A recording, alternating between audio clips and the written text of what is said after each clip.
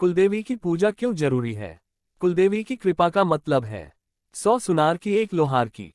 हिंदू धर्म के अनुसार इन सवालों के जवाब आपको पता होना चाहिए। कुलदेवी की पूजा क्यों जरूरी है? कुलदेवी पूजा मंत्र। कुलदेवी का महत्व क्या है? कुलदेवी की पूजा किस दिन करनी चाहिए? कुलदेवी की खोज कैसे करें?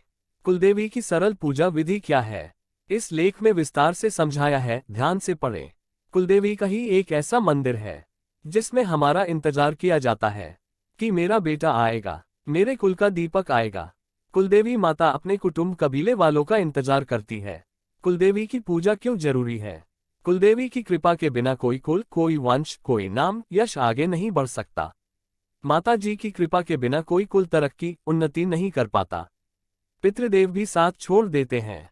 जब हम अपनी कुलदेवी के स्थान पर आना जाना छोड़ देते हैं, पूजा पाठ, मान सम्मान छोड़ देते हैं, तो हमारे पितरों का आशीर्वाद भी हमारे ऊपर नहीं रहता। यहाँ से ही पितृदोष शुरू होता है। हमारी और हमारे पितरों की कुलदेवी एक ही है। जब हमारे पितृ पृथ्वी पर जीवित थे, तब पूरे विधि विधान से कुलदेवी की पूजा पाठ हमारे घरों में की जाती थी। पूरा मान सम्मान दिया जाता था। कुलदेवी की पूजा पाठ छोड़ देने से हमने अपने पितृदेवों की परंपरा का उल्लंघन किया है। पितृदोष का ये भी एक कारण है। हमारे पितृ कोई श्राप नहीं देते, लेकिन साथ भी नहीं देते। कुलदेवी और पितृदेव हमारे बुजुर्ग हैं। इनका आशीर्वाद, आवागमन, दिशा निर्देश, इनकी ठंडी निगाहें वही रहेंगी जहां इनका मान सम्मान होगा। कुछ लोग दूसरों के कहने से या किसी से प्रेरित होकर कई हवन साधनाएं तो करते हैं, पूजा पाठ करवाते हैं, तांत्रिक उपाय करते हैं, लेकिन वो ये नहीं जानते कि जब आप अपनी कुलदेवी को माने बिना किसी और देवी देवता की साधना करते हो, तो वह साधना कभी सिरे नहीं चढ़ती, यशस्वी नहीं होती, फलित नहीं होती। उल्टा कुलदेवी का प्रकोप अथवा रुष्टता और ज्यादा बढ़ती है। कुछ लोग मानते हैं कि हम तो वैष्णो देवी, श्रीनाथ जी जाते हैं, तिरुपति जी जाते हैं, सभी तीर्थों और चारधाम की यात्रा करते हैं। बिना कुलदेवी के आशीर्वाद बिना किसी भी धार्मिक स्थान पर घूम लो, कोई फायदा नहीं होगा। और तो आप इधर उधर तीर्थ स्थानों पर जाते हैं, वो महज पिकनिक है। इससे कुलदेवी प्रसन्न नहीं होती, बल्कि वो शक्तियां भी आपको यही कहेंगी कि पहले अपने माँ बाप को याद करो, फिर मेरे पास आओ। पता चला कुलदेवी का महत्व। कुलदेवी की खोज कैसे करें? आपको थोड़ी सी मेहनत करनी है अपनी कुलदेवी की खोज करने में। आपके बड़े बुजुर्ग, आस पड़ोस की बुजुर्ग औरतें जरूर जानती होंगी आपकी कुल देवी कौन है, या फिर आपके गोत्र के कुंबे के लोग, चाचा, ताऊ, बुआ, उन्हीं से पता कीजिए।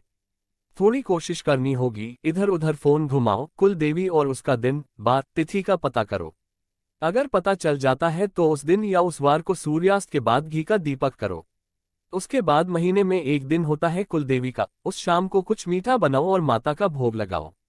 कुलदेवी का क्या महत्व है? लोगों के आम सवाल होते हैं, कुलदेवी का क्या महत्व है? कुलदेवता मंत्र। कुलदेवी कौन सी है? कुलदेवी की पूजा कब की जाती है? रूठी हुई कुलदेवी को कैसे मनाए? कुलदेवी माता कौन सी होती है? कुलदेवी का पता कैसे करें? यदि ऐसा ही सवाल आपका है तो ध्यान से पढ़ें।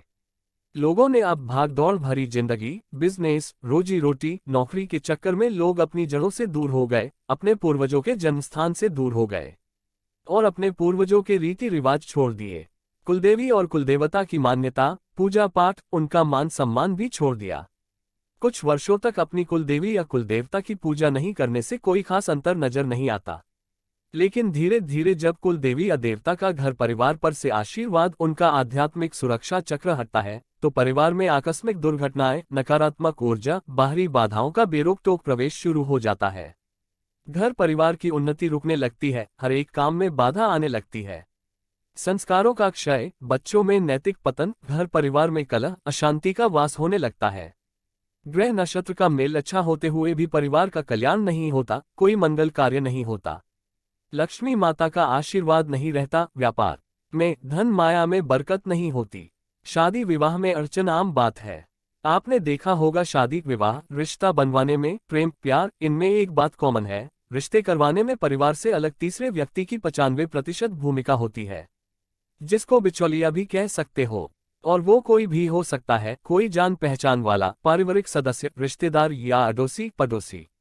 कुलदेवी या पितृदेवों का आशीर्वाद जिन पर नहीं होता, उन लोगों को रिश्ता जोड़ने वाला मिलता ही नहीं है। कुलदेवी की पूजा कब की जाती है? देवी माता की धोक पूजा महीने में एक बार शुक्ल पक्ष में ही लगाई जाती है। अलग माता का दिन, वह भी अलग होता है। जैसे शेरों वाली माता शीतला माता, गुड़गांव वाली माता। यदि किसी की कुलदेवी है तो इसकी पूजा शुक्ल पक्ष की अष्टमी को ही होगी। कोई भी कुलदेवी हो, पूजा सूर्यास्त के बाद ही होती है। रूठी हुई कुलदेवी को कैसे मनाएं? रूठी हुई कुलदेवी या देवता की अपार कृपा पाने के लिए उनके स्थान पर जाएं और एक साबुत नींबू को अपने ऊपर से 21 बार उतार लें। इसके बाद इसके 2 भाग करके अलग अलग दिशा पर फेंक दें। इसके बाद कुलदेवी या देवता से क्षमा मांगकर पूजा पाठ कर लें। घी का दीपक। कुलदेवी या देवता की पूजा करते समय शुद्ध घी के साथ धूप और कपूर जलाना चाहिए। साबुत चावल चढ़ाएं। कुलदेवता को चंदन, अक्षत, सिंदूर आदि जरूर लगाएं। इसके साथ ही हल्दी में लिपटे पीले चावल को भिगोकर अर्पित करना शुभ होता है। पान के साथ चढ़ाएं ये चीजें। पूजा के समय कुलदेवी या देवता को पान में सुपारी, लौंग, इलायची, दक्षिणा, गुलकंद आदि जरूर चढ़ाएं। तस्वीर नहीं है तो करें ये काम। अगर आपके घर में कुलदेवी या देवता की तस्वीर या मूर्ति नहीं है तो एक सुपारी में अच्छी तरह कलावा लपेट दें। इसे प्रतीकात्मक रूप बांधकर पूजा करें। इससे लाभ मिलेगा। कुल देवता मंत्र। कुल देवता कुलदेवी मंत्र। जिस भी वार दिन आप अपने कुल देवता कुलदेवी की धोख पूजा करते हो, 11 बार इस मंत्र का जाप कीजिए। जो भी मनोकामना है वो माता जी को बता सकते हो, बल्कि बच्चों की तरह आग्रह कर सकते हो, हक से मांग सकते हो। वो हमारी बड़ी बुजुर्ग है, कभी मना नहीं करती। मंत्र ओम ह्रीं श्रीं कुलेश्वरी प्रसीद प्रसीद एम नम। घर के देवी देवता को कैसे मनाएं? कुलदेवी पूजा मंत्र। कुलदेवी की स्थापना कैसे करें? कुलदेवी पूजा मंत्र इसका रामबाण इलाज है। कुलदेवी की स्थापना कैसे करें ये हम विस्तार से बता देंगे। जैसा बताएंगे वैसे कर दिया तो सब काम सिद्ध, मौज ही मौज।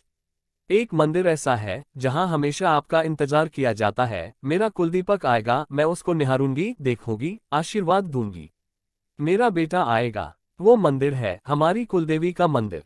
बाकी तो कहीं जाते हो वो महज पिकनिक है। ऐसे लोग बहुत देखे होंगे जो बहुत पूजा पाठ करते हैं, बहुत धार्मिक है, फिर भी उसके परिवार में सुख शांति नहीं।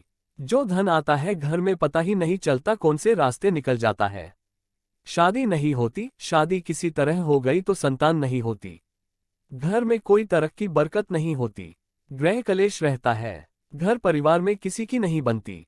किसी को भेजो सुनार के पास, वो मिलता है लोहार के पास। ये संकेत है कि आपके कुलदेव या देवी आपसे रुष्ट है। आपके ऊपर से सुरक्षा चक्र हट चुका है, जिसके कारण नकारात्मक शक्तियां आप पर हावी हो जाती है। फिर चाहे आप कितना पूजा पाठ करवा लो, कोई लाभ नहीं होगा। कुलदेवता या कुलदेवी का हमारे जीवन में बहुत महत्व होता है। इनकी पूजा आदिकाल से चलती आ रही है। इनके आशीर्वाद के बिना कोई भी शुभ कार्य नहीं होता है। यही वो देव या देवी है जो कुल की रक्षा के लिए हमेशा सुरक्षा घेरा बनाए रखती है। इसलिए आपसे निवेदन है, अपने कुलदेव या देवी का पता लगाओ और उनकी शरण में जाओ, अपनी भूल की क्षमा मांगो। कुलदेवी की पूजा किस दिन करनी चाहिए? यदि कुलदेवी कुलदेवता का पता नहीं चलता है तो भी ये साधना की जा सकती है। सच्चे दिल से कुलदेवी की प्रार्थना की जाए तो बहुत जल्दी फलित होती है। यदि माता प्रसन्न हो जाए तो अपने होने का सबूत भी किसी न किसी रूप में दे देती है, या फिर घर की खुशहाली बता देती है कि कुलदेवी का आशीर्वाद घर पर है। कुलदेवी कृपा प्राप्ति साधना। ये साधना शुक्ल पक्ष की अष्टमी, 12, 13, 14 तिथि को करनी है। किसी भी दिन शुक्रवार शाम को खीर बनाओ, चाहे 100 ग्राम चावल की। संध्या के समय यानी शाम 7:15 बजे या उसके बाद। घर में जहां पूजा करते हो वहां पर एक घी का दीपक प्रज्वलित करो। उसकी लौ के पास अंगारा रखो। अंगारे पर चुटकी भर खीर डालो। खीर पर चम्मच से मामूली मामूली घी डालो। अंगारे पर देखो लौ आती है या नहीं। अगर लौ आ जाती है तो हाथ जोड़ के कहो, हे कुल देवी, हे माता जी, आपका ही पहरा है, परिवार को स्वस्थ और खुशहाल करो। और 7 बार इन मंत्रों का जाप कीजिए। कुलदेवता मंत्र ओम ह्रीं कुल देवतायै मनोवांछित साध्य साध्य फट। कुलदेवी मंत्र ओम ह्रीं श्रीं कुलेश्वरी प्रसीद प्रसीद एम नम। साधना समाप्ति के बाद खीर का प्रसाद परिवार में ही बांटना है, बाहर किसी को नहीं देना, इसका खास ख्याल रखना है। 3 दिन बाद सारी सामग्री जल में परिवार के कल्याण की प्रार्थना करते हुए प्रवाहित कर दे। साधना समाप्ति के बाद सहपरिवार आरती कर दे। कैसे पता चले कि कुलदेवी कौन है? कुलदेवी मना ली तो समझो सभी देवता खुश। कुलदेवी की स्थापना कैसे की जाती है? यदि कुलदेवी का पता है और उनकी नियमित पूजा करते हो तो किसी के आगे हाथ जोड़ने की जरूरत नहीं। कुलदेवी का मतलब 100 सुनार की और 1 लोहार की।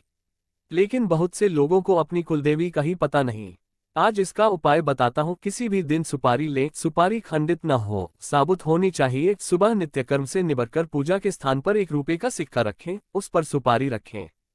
जल के पात्र से कुछ बूंदे पानी की सुपारी पर डालिए। 1 मौली का धागा सुपारी पर रखकर कहिए, माता जी वस्त्र अर्पित कर रहा हूँ। सुपारी पर सिंदूर लगाकर कहिए, माता जी श्रृंगार ग्रहण करें। घी का दीपक जलाएं और कहें, माता जी कोई गलती हो गई हो तो अपना समझकर माफ कीजिए, मेरी रक्षा कीजिए और मेरे घर पर स्थान ग्रहण कीजिए और मुझे दर्शन दीजिए। सुपारी को कुलदेवी मानकर उसी जगह रहने दें। मौली चढ़ते ही सुपारी गौरी गणेश का रूप ले लेती है। अब हर रोज शाम को दीपक जलाएं और कहें, माता जी दर्शन दीजिए। माता प्रसन्न होते ही अपने आप ही कोई रास्ता दिखाएगी। कुलदेवी को क्या भोग लगाना चाहिए? कुलदेवी माता जी के लिए सबसे उत्तम भोग खीर का होता है। खीर बनने के तुरंत बाद भोग के लिए अलग साफ कटोरी में खीर निकालिए। फिर माता की तस्वीर या प्रतिमा के समक्ष घी का दीप लगाकर कटोरी से 1 चुटकी खीर का भोग कुलदेवी माता को लगाइए। अब सारे घरवाले अपनी अपनी मनोकामना माताजी को मन ही मन बताते हैं और धूप लगाते हैं।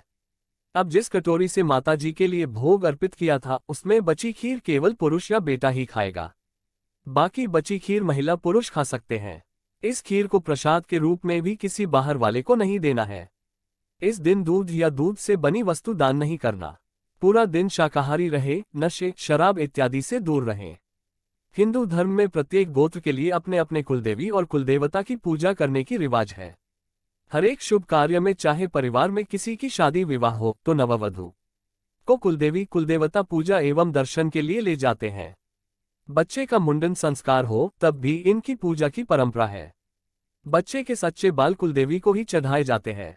ये माता के दरबार में कुल के नए सदस्य की हाजिरी मानी जाती है। अपने अपने वंश में हमारे पूर्वजों द्वारा जो भी देवी देवता पूजित होते आ रहे हो, आराध्य हो, याद करके उनका पूजन जरूर करना चाहिए।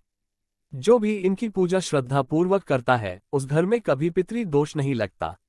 इनकी पूजा के लाभ और भी कई हैं। इससे समाज में कुल, वंश, मान मर्यादा बढ़ती है। वंश में अकाल मृत्यु नहीं होती। परिवार में सर्वश्रेष्ठ संतानें जन्म लेती हैं।